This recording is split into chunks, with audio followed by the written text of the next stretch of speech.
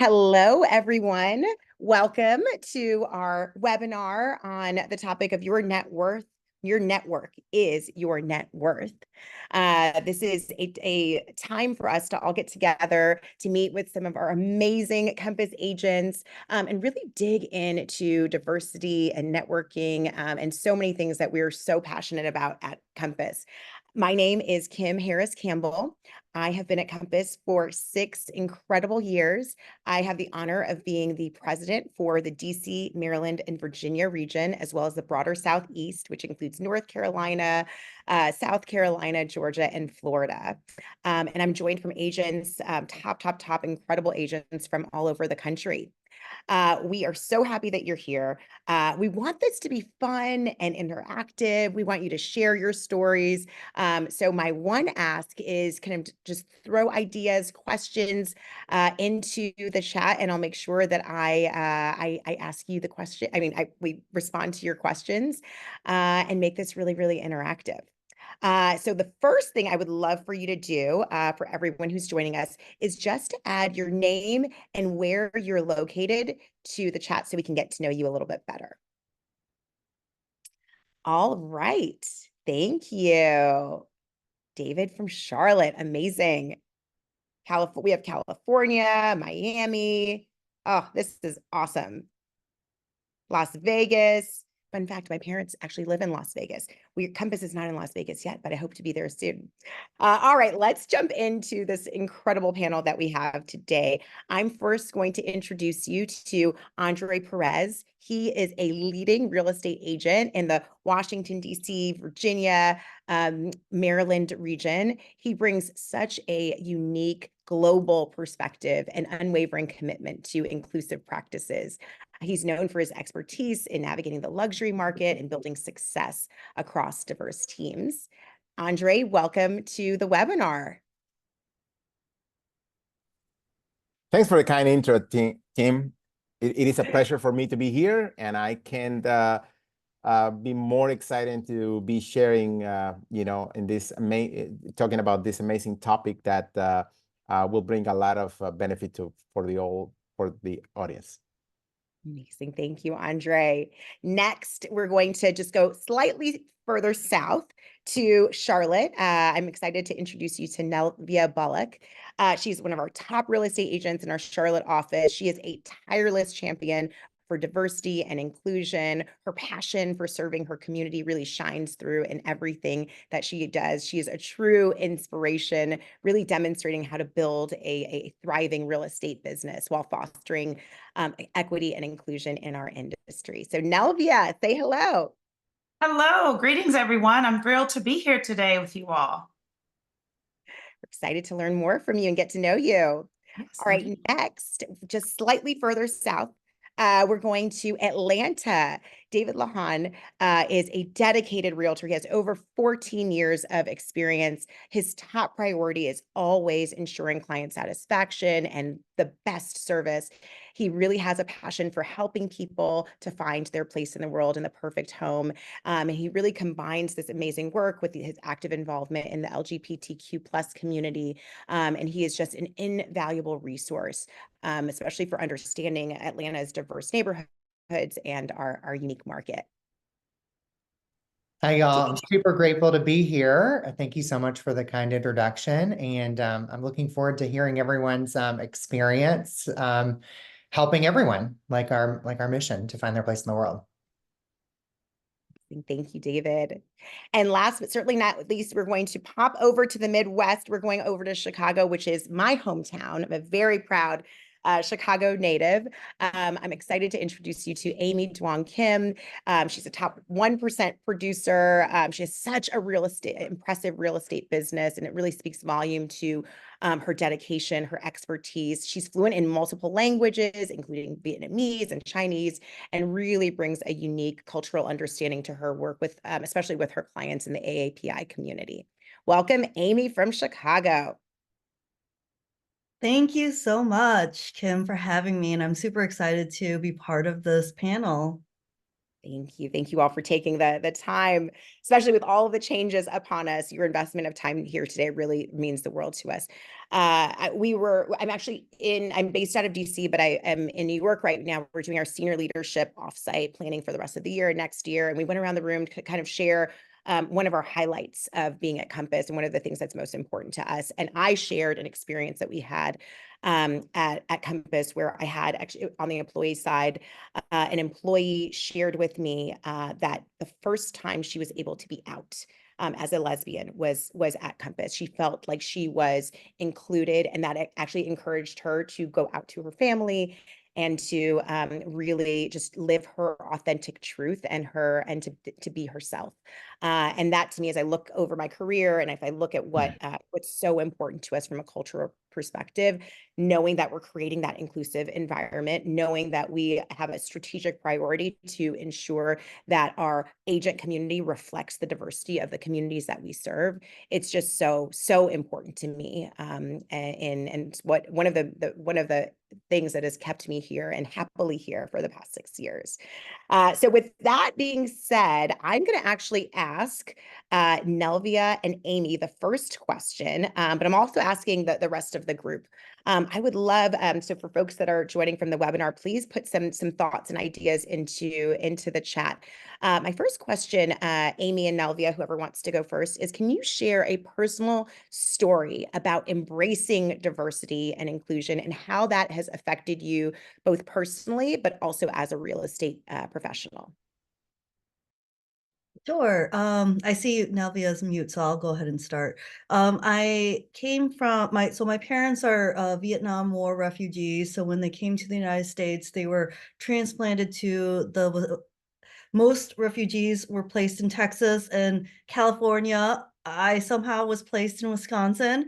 My family was actually. So, it was a very, very, it was a great childhood. Obviously we're very grateful for our host family. But it was going to University of Illinois, Urbana-Champaign was my very first time to actually meet other Asian Americans outside of my family.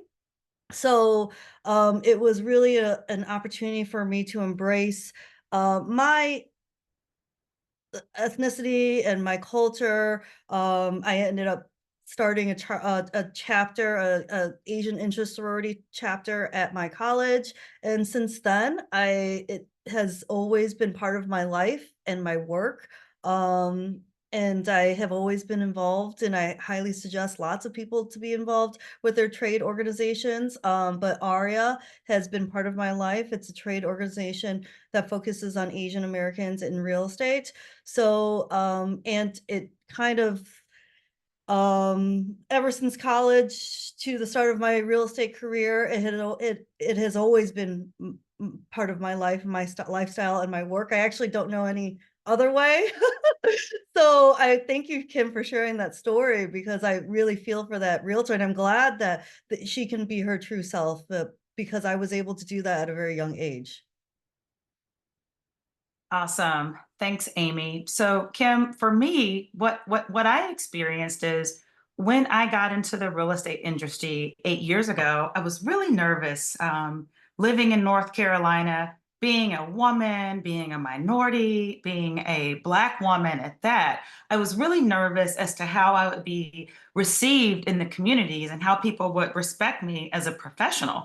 And when I first entered the industry, I kept trying to figure out what was going to be my game plan and my strategy and what would people think about me. And it took me a while to embrace my authentic self. But the moment I did, so many doors opened, so many things changed for me. And in fact, someone once told me that when I walk into a room, that there's so much confidence that I bring with my entrance that she can feel the door rumbled. And ever since she told me that, that just set me on fire. And that inspired me in a way that I never knew I could be inspired before. So my whole thing to anybody listening on this call, if you can find what makes you special and what makes you unique, just show up as yourself and the whole world will notice. Oh, Nelvia, that is so beautiful. Thank you for sharing that. I want to double click on that before I go to the next question. Can you tell us, like, how did you find that superpower and how did you embrace it? Well, I just took back to the way I was raised to have a strong work ethic, to show up on time, and to always show up and be prepared, always be ready, and always be attentive, and always have a game plan. So, in terms of my actions as a real estate agent, I was extremely organized. And when I walked into a meeting, I had all of my materials printed and my collateral, and my follow up was really strong because I knew I had to be a cut above the rest. I love that, and I can truly personally attest to that. Every time I see you walk into a Mhm. room, you truly shine. Thank Thank you so much. All right, my next question is going to be for Andre. And David, I'm going to ask you the same question. What are some specific strategies that you've used to build authentic connections with clients from diverse backgrounds? Well, David, let me go first on this topic. I think that the my specific strategy has always been to listen and learn about, the different cultural ways of life. If I want to serve a clientele, a network of clients or future clients, I have to learn about what their needs are. What are their challenges, and that creates and fosters cultural competency. Because therefore I am able to provide the level of service that they expect. Also, assembling a multicultural team is important because by having players that know and understand these different backgrounds, provides a little bit more comfort and understanding in a complex process of buying or selling real estate. Also, traveling, I would say, plays an important role. When you travel, you get to know people, you get to know how they live, what they expect, what their challenges are in their places of origin, if we are talking about, their culture or background. But you can apply that to pretty much any type of background, whether you're working with military families, right? You have to listen, you have to understand, learn more about what affects them so that you can serve them well. Thank you, Andre. That's so incredibly powerful. Listen and learn, right? So simply put, so important. David.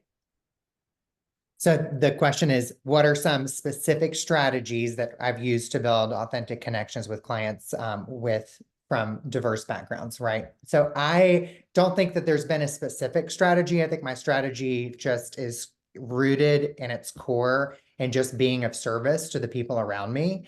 And I really wanted to build my business based on, taking care of friends and friends of friends. You are literally what you eat. And so the people that I, hang out with, the people that I live my social life day to day are a diverse, unique, exciting group of people because that's who I would like to be and that's who I want to be around. So, just simply put, I have created a community of people, and clients, and I get to build upon that. I do a lot of client appreciation, a lot. And so that's really my strategy. It's just to continue being of service to friends and friends of friends. And so there's not a unique group of people per se. And I do take a lot of pride in the fact that, at these events, you will see people from all different kinds of walks of life and of different backgrounds, which is exciting to me. So. David, love that. And I know, just to double click, you mentioned events. That is certainly one of your superpowers, and you have so many creative ideas. Tell us a little bit more about how you use your really creative event planning. Just share some of the ideas to engage your diverse community. Yeah. So, my big one that I've done at a larger scale for the past, I think 5 or 6 years is a pumpkin patch. But I had 225 people here at my house, fully catered, open bar, photography, I mean, just I could go on and on and on and on about it. But I mean, this year I'm 8 weeks out and I already have 160 people RSVP'd yes for it. So it is an opportunity for me to even invite people that I don't know like that well, or a friend of a client. I let my clients bring friends. I mean, last year, I think I got 6 new deals out of it because I let some of my clients bring some friends. So just having this open space where people can come and enjoy themselves without me asking for, from asking them for something has been really beneficial to me because A, I feel good giving back to my clients, and B, they feel like they're getting something outside of this house that I've helped them buy or sell. And I think it's really special. People are like, they come and they're wowed, and then they're like, wait, you didn't ask me for anything. And so then they immediately feel welcome. And especially my partner doesn't love it. However, like people come into our house, they walk around. I mean, generally, like, these are friends and friends of friends. So there's a lot of trust there. But when they come in, they can kind of see also like they can participate in the journey of homeownership that I've experienced too, because I use that in my experience. Like, we started in a condo and moved into a townhome and then moved into a single family. And I use that my personal experiences, like I'm sure we all do, in order to teach and educate and get people excited about the future too. So they get to come into my house and they see what they see, and they get to be a part of that community and part of like, almost like my inner circle. That is so incredibly special. Thank you so much for sharing. My next question, I'm just going to throw this out. Anyone can answer this question. Are there different things that you do to build connections with people who might not necessarily look like you, who might be, have different life circumstances or different backgrounds? Are there other unique things that you're doing to build relationships, authentic relationships with people who are very different from you? I'll start. I am almost 10 years sober, and so I attend recovery meetings. I will tell you, it's the best way to get outside of myself and realize that, inherently, like for me, these people that are suffering from the same disease of addiction, from all different kinds of walks of life, it's a weekly reminder that I'm not alone. And so I think in that I've met so many people from so many different backgrounds through these meetings and through this recovery network that it's just, like I said, it's a weekly reminder of someone who's completely different looking than me or living their lives different, but we're at our core the same. And I think that message is really important for us to take into real estate, is that inherently, like, we're all people, we all want the same things. We want to be loved, we want to be taken care of, we want to be housed. And what that looks like, can mean different things for all of us, of course, but that at its core. So that's really been beneficial for me, is to look at it from that lens. Like, you may not look like me, but we are at our core the same. And so that principle of recovery has helped me a lot. Hi, Kim. I'd like to chime in as well. One of the things that I do is I leverage social media to understand what people in my sphere are doing. And ironically enough, right before this call, Amy on the panel asked me if I had children, and I'm saying, yes, I have a 4th grader, and I saw you have a 4th grader. And I'm like, and my daughter is a competitive dancer. And she's like, my daughter's a competitive dancer. So all of that to be said, I find commonalities that I have with other people in my network. One of my neighbors posted that their dog passed away. I immediately went to the store, got her a card. Sorry to hear your dog has passed the Rainbow Bridge. I looked to see what sports teams people like. I know you like the Eagles, right, Kim? I married into an Eagles family. Please don't Yes, judge and we're me. Cowboys fans. So so I leverage all of that to connect with people and show how we're like-minded, even if we don't look the same. Yeah. All right, I'm going to shift. I'm going to pivot a little bit.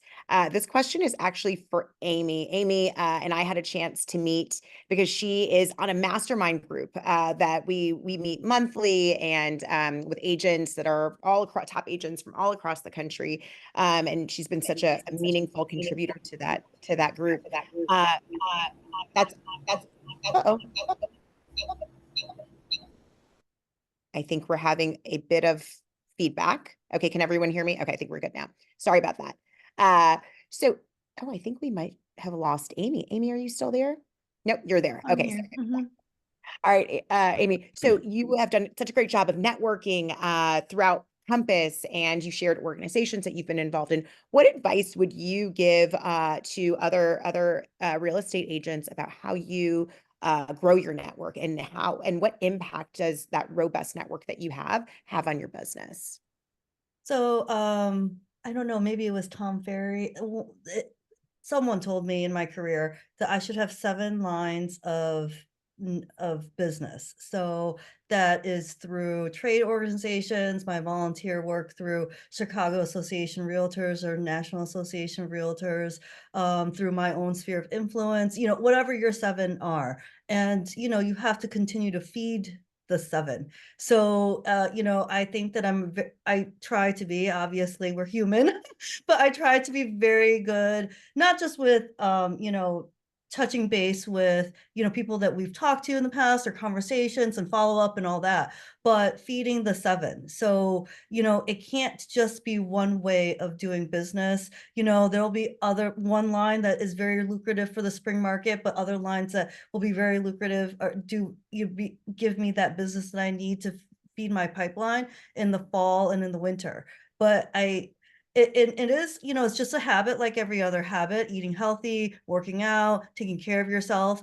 The habit of feeding your 7 lines has been very important for me to continue to work on a daily basis. So, and that's the first thing that I do, working on the current business that we have, and the deals that we have obviously are important, but the first thing I do when I get to a computer is always feeding the 7 lines in some way or somehow. Wonderful, wonderful. Thank you so much. I love the discipline and the hygiene that you shared, right? Like it's just it's having that discipline every day of doing one thing to move your business forward. I love that. Actually should also add, I think that it's very important to give yourself grace as well. Obviously this is very hard to do 7 lines every day, but I'm on my 19th year of doing this. And this is an ever changing process for me as well too. Now having 3 kids who are very busy with their schedules and whatnot, you have to do the best you can do. And let's say, even if the goal is to at least reach out to, I would say some people only reach out to 1 person. Some people, I can reach out to 5 people a day, but make the number a manageable number. So if you don't make it that day, then you're not beating yourself up either. So I think giving grace is very, very important in this business, in its longevity. Love that. Be kind to yourself.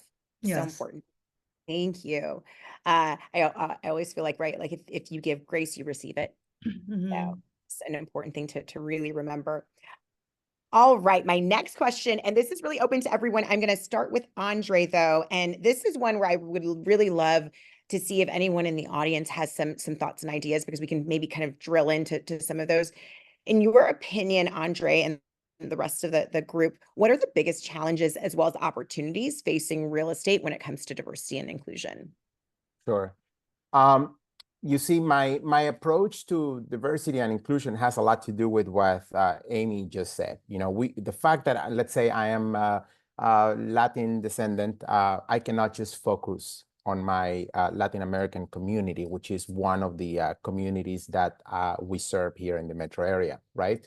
You have to diversify all the time, and you have to always look to penetrate different networks so that you can eventually have presence and dominate. I believe that all your efforts, have to be intentional. And one of the challenges we have is that people tend to just put all their energy in one network or one niche, and they completely forget about, exploring. A lot of the successes that we have came as a result of perhaps a meeting or an accident, developing a new relationship with someone with a different background, right? Everything has to be intentional. So the question was, what are the challenges. I think that, you know, if we just focus into certain networks, certain communities, people of a certain background, we're not going to have as much success as if we are constantly exploring other avenues. Here in the Washington metropolitan area, we are blessed to have people from all over the planet, right? We have the embassies, we have the international organizations, we have companies that have representation in the area. Well, you know, you have to be curious and you have to always explore. The opportunities are in front of us. We just have to make sure that we tap on all these opportunities in order to have great success. Thank you, Andre. It's so important to ensure that we're taking advantage of all the opportunities that are around us. And for not, that certainly will be a barrier to growth and success. Other challenges or barriers that you all have experienced?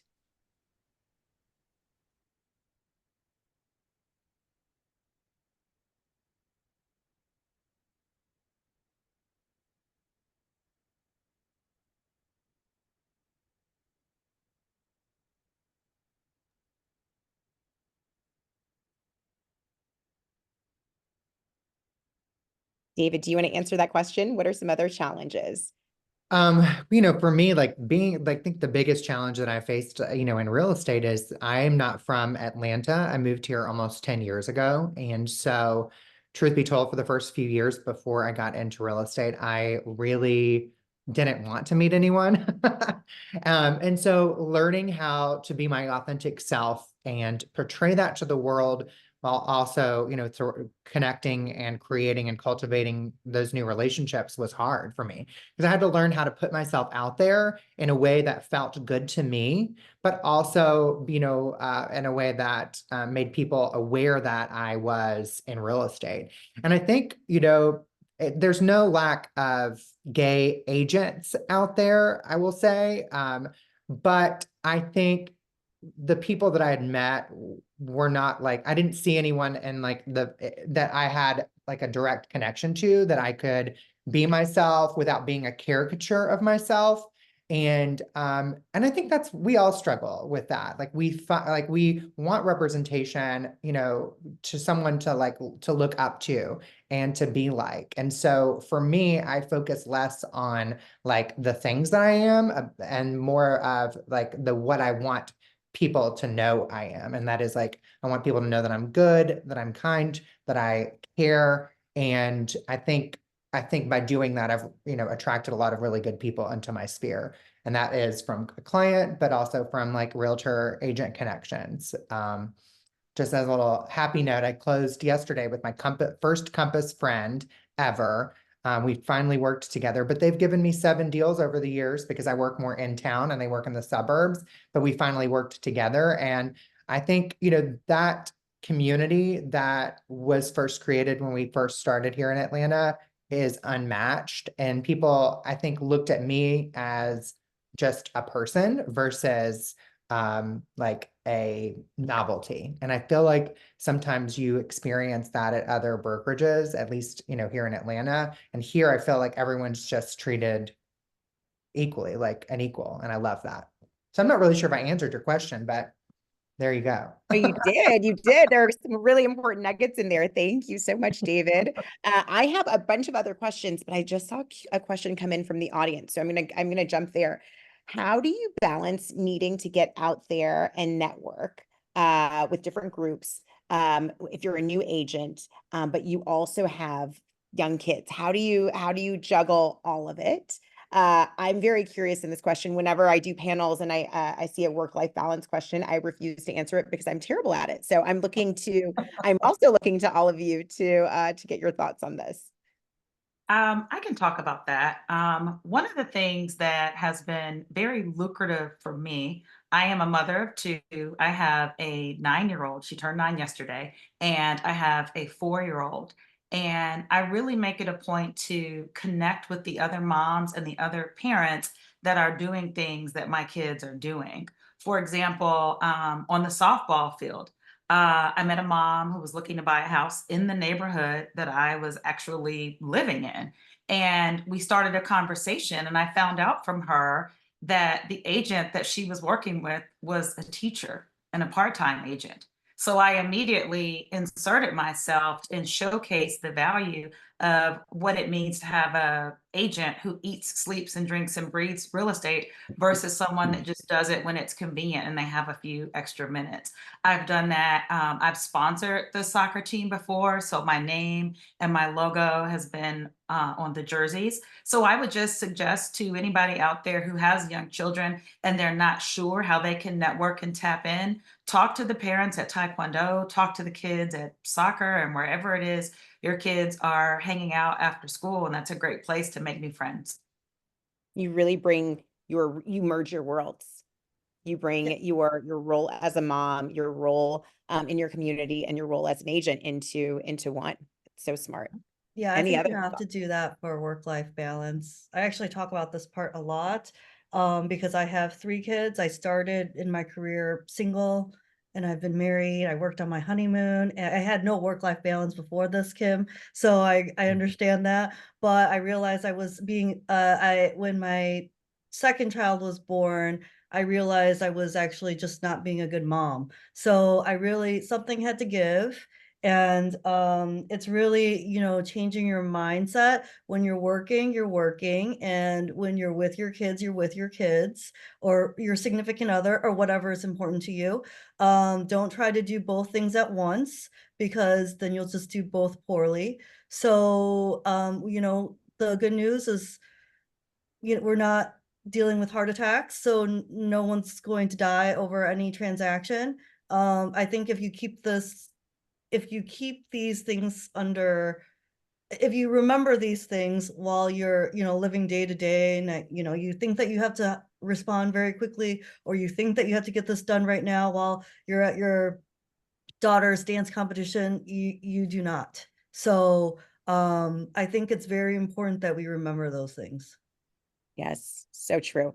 That is so true. One of the things that I love about real estate, I grew up in a family business. It was not real estate, but I started working for my parents at the age of 6. And I find when I talk to people who are realtors, many of them grew up in households where their parents were realtors. They would go to open houses and help out. And I think it's just such a beautiful way, not only to connect with your child, but to also just teach them by example of the incredible entrepreneurs that you are. So. Thank you. Anyone else want to chime in on work-life balance before we jump to the next question? I don't have a work-life balance, so I can't talk about that. Well, I hope you were taking notes, David. I am.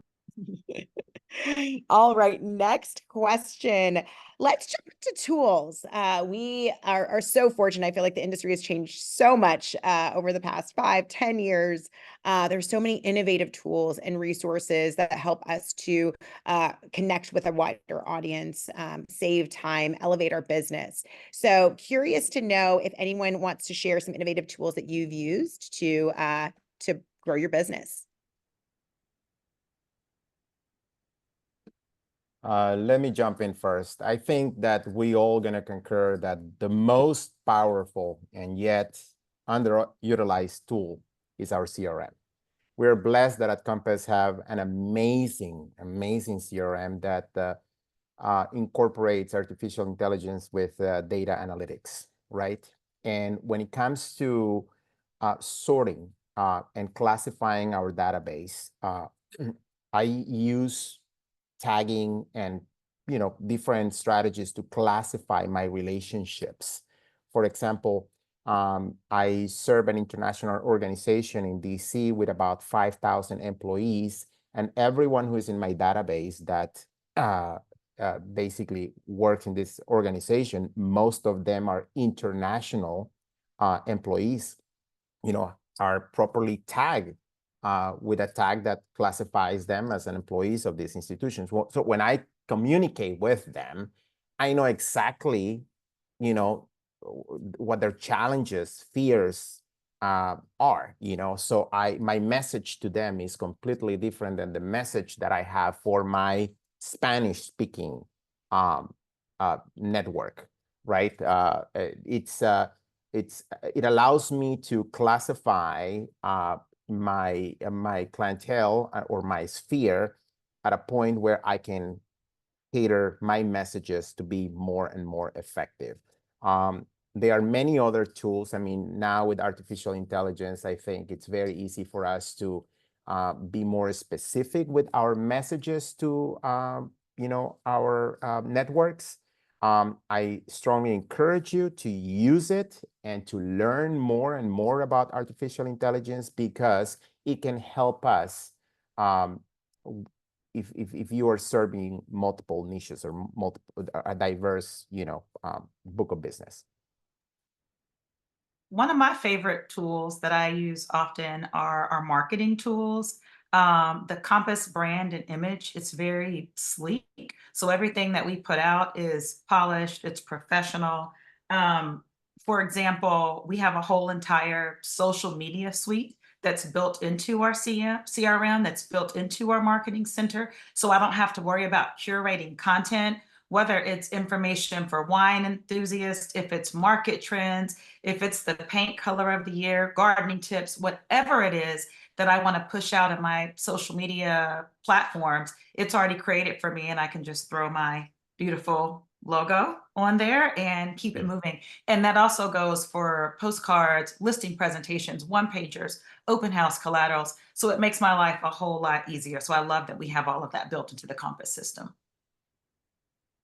So yes, I love everything. I don't even know what I'm gonna do if I don't have it. I was out of country for a little bit, and I couldn't get access to my Compass web platform, and I was so sad. But I love the way that CMAs are done. Absolutely love that with the Excel spreadsheet, because I studied math in college. Like, I am a very analytical person. I use Likely Sells every single day. Marketing, like Nelvia had said, it's beautiful, easy. I use Insights every day. I check out the client activity, who's been checking my emails, who's been looking at the collections. I look at that every day. They think that I'm like the stalker genius person who, hey, you checked out this listing. Do you want to go check it out? And they're like, how did you know? Like, because I can see what you can see. I love sending private exclusives. And the Compass AI makes my life easier. I'm not naturally a writer, so I don't have Compass AI write what I'm going to use for my text, but it definitely elevates it a little bit more. So I wouldn't say just copy and paste whatever they write. I would suggest giving the tone that you want. If you use Compass AI correctly, it can be very, very helpful and effective. But if you do copy and paste, that's all good for you too, but I don't. But yeah, there are so many I use the tools every single day. New York headquarters, when I was a founding member in Chicago, they knew who I was when I walked in, because I pinged them so many times. But yeah, the Compass tools are amazing. Oh, I love that. I have to, your AI conversation made me remember a story. I have to tell you all this. I was in a sales meeting and we had just rolled out Compass AI. This was last year. And an agent was like, she was like, oh, I don't know. Is it going to work? I'm not sure. So, and basically what you do is like, you can prompt Compass AI to write whatever you want it to write within seconds, not minutes, seconds. It's so fast. She bought a new house and a few years ago, and made significant renovations to the home. She never put on Google what those renovations were. There are no pictures of her home online. So no one knew that she had updated her house. I think she put in a swimming pool, made an addition, did all these things. So she asked Compass AI to write the description of her house. And would you believe it actually knew that she made the renovations? I don't know how that is possible, but she was shocked. She thought that the description would be based on the pictures that when she bought the house a few years back. So Compass AI, not only is it fast, but it's incredibly accurate. But you're right, Amy, you do have to review it. Don't just copy and paste. You definitely want to make sure that you are reviewing it, putting it into your own voice, using the prompts. But an incredible tool. If you're not using it, you are certainly you're missing an opportunity to save your incredibly valuable time. All right. Anyone else want to share a tool before I jump to the next question? I see we have an audience question.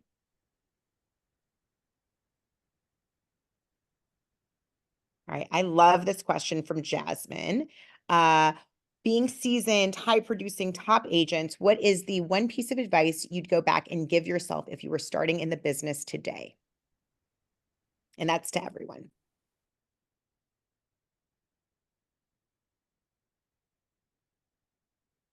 I would say that I wish I would have documented everything from the first from the first client I had to all the opportunities I missed for not having birthdays on my past clients, for not having all their addresses and their kids' names and such.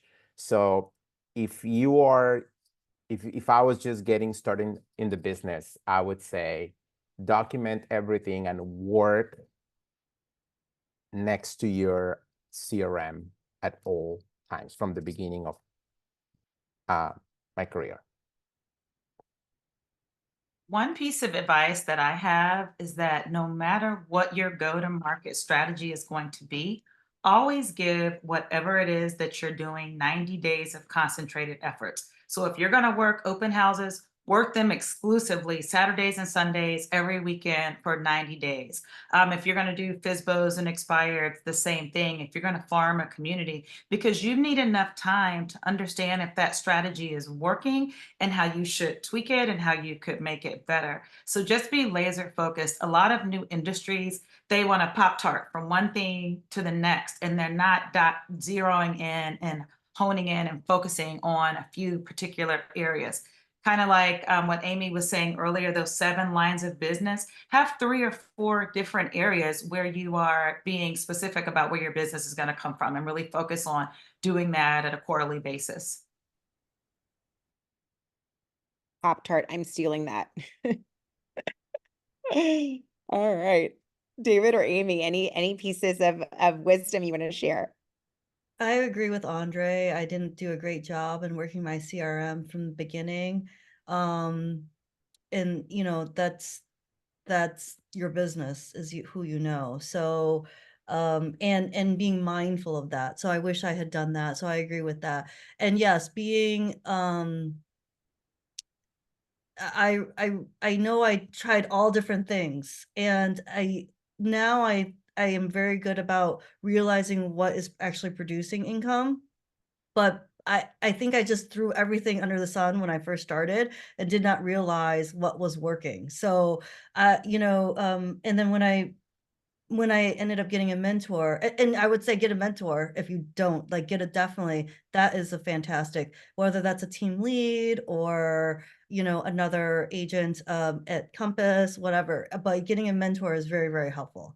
So, but he had told me, you know, you don't try to cast this net of 1,000 people, really work 100 people in the beginning. And that 100 people will likely lead to several, that will be better use of your time and better use of your money too. Amy, I'm going to come back to networking. I feel like that we need to dig into that a little bit more. Really important topic. But first, I will ask David, what's your piece of wisdom? You know, I think I started out on a team and I wasn't on the right team to start out with, and they did a very good job. I mean, they were a huge team, you know, one of the first 3 teams at Compass in Atlanta. So clearly a lot of value, and they clearly create a lot of value for a lot of people. I didn't align with how they ran their business because I have a different personality. And I would say, like, I don't have any regrets being on that team because I learned so much, and really so much about like what I wanted to do through that experience. But I would say that, you know, because I didn't know as many people here in Atlanta, it wasn't super hard for me because I only knew so many people, right?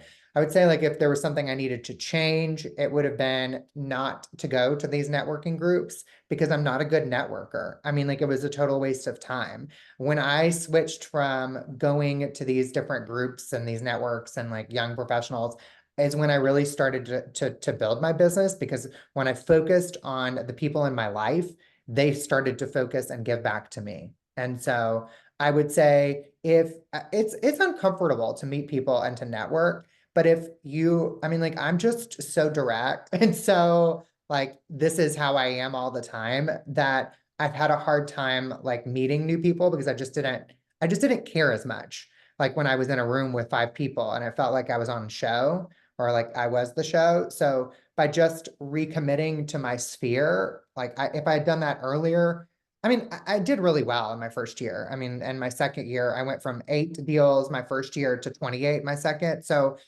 I figured it out, obviously, but I would say like I would do less of the random networking things and just continue to focus on my sphere.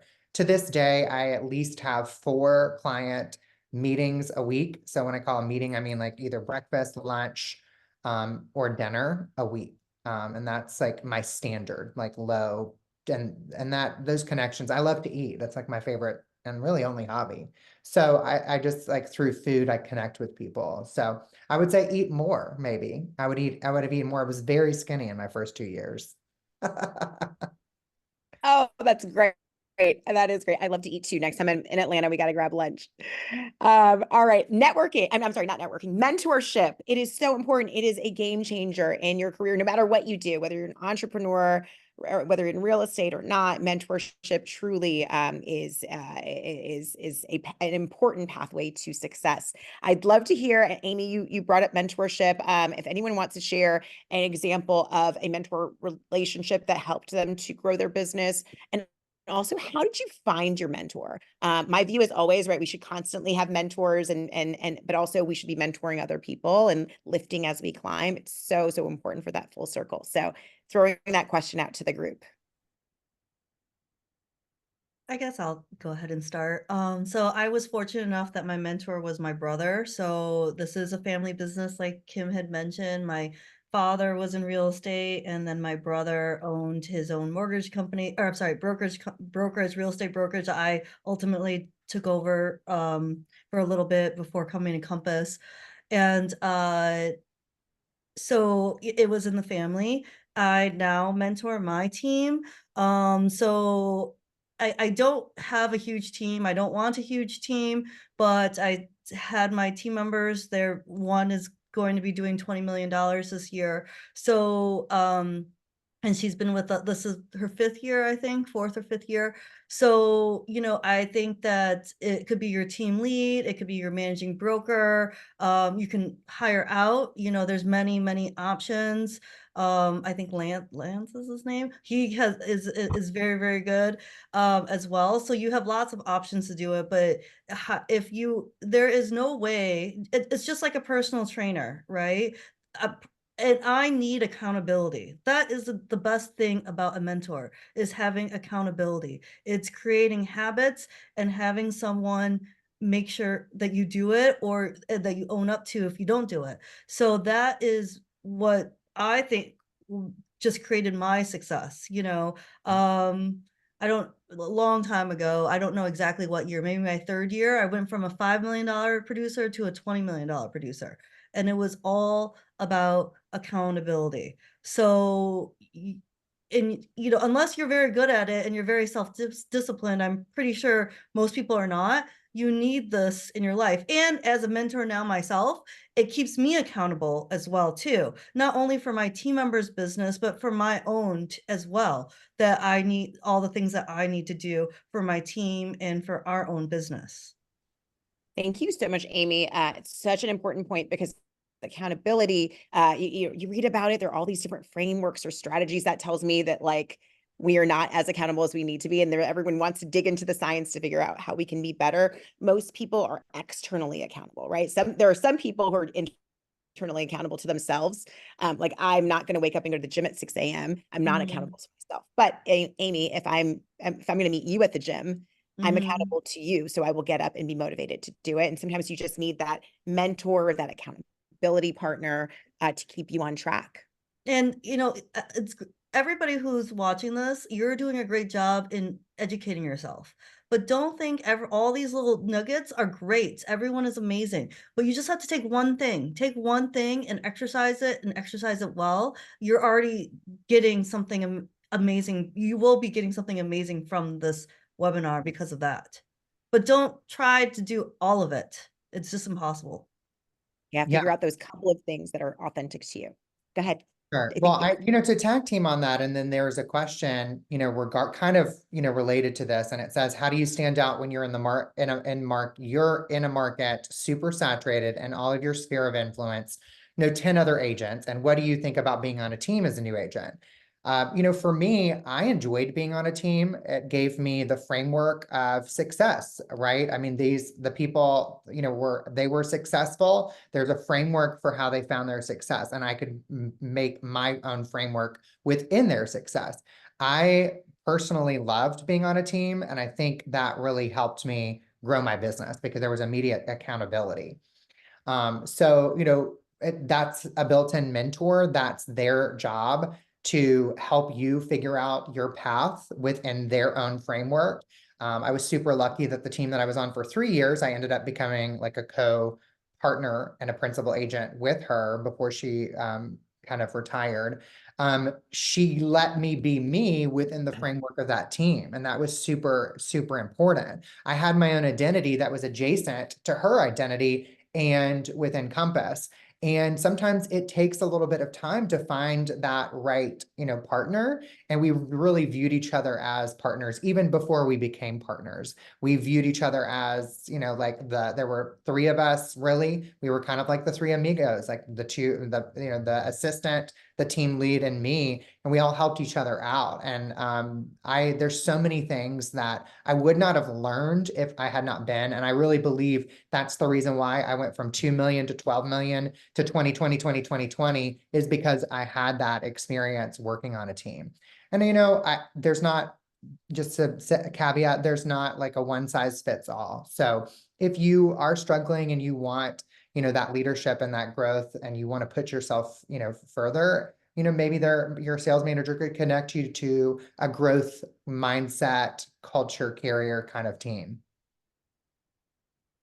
Finding that right fit, so incredibly important. Oh, thank you, David. I see a few more. I know we're getting short on time, so anyone who has questions, throw them in the chat. Erica, I want to go back to you. Erica made a really good comment earlier on a different topic when we were talking about networking. She mentioned that she loves to do events. She partners with her title company. She's the queen of networking. It's so important as you think about your team, your other colleagues in your brokerage, but also your lenders, your vendors, your home improvement professionals, your title partners, really engaging them as you network and as you drive value. Erica's question was actually on the topic of value. So given the moment that we're in, the question of the moment is value. How do you show your value as a real estate professional?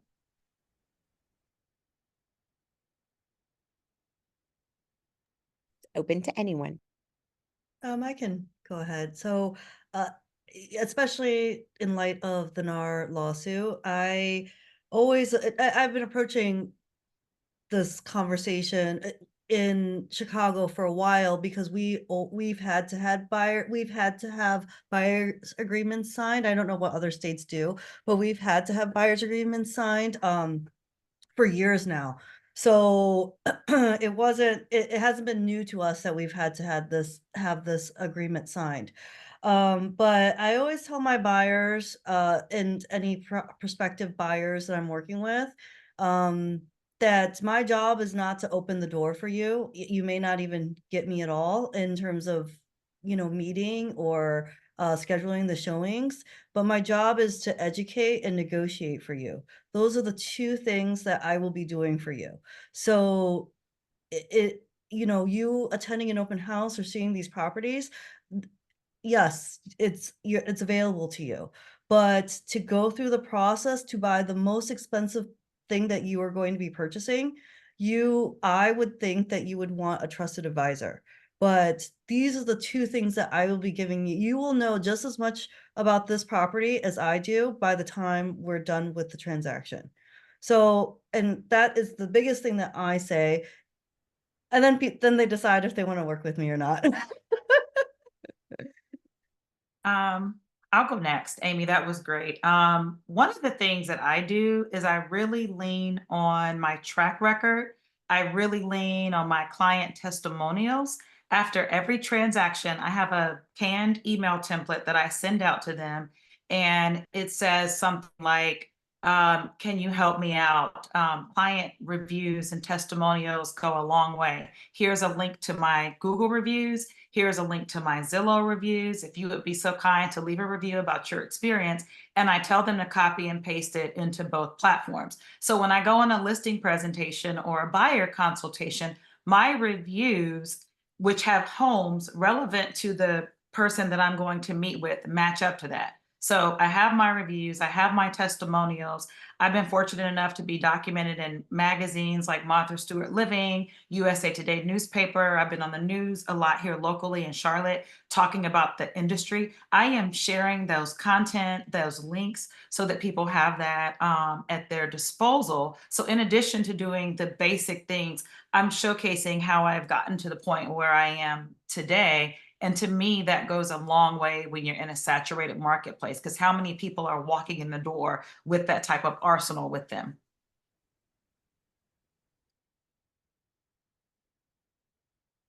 Thank you, Nelvia. David or Andre, want to close us out on value? Well, value is not something that we necessarily have to show more and more after the NAR changes, right? Value is something that we have been showing for a very, very long time. Is the compound effect of all your knowledge that is delivered through interactions with your prospective buyers and sellers. I think that we have to make sure that the perception about our services is improves. There is a lot of noise out there, and the way you articulate your value is not what has to change. Is the way you basically clarify all this information that is out there, what really, really counts. Nothing really other than, a few changes on the MLS has changed for us here in my area. But the people's perception has been drastically affected by social media and the news. Our value has to be, in my opinion, deliver the proper way.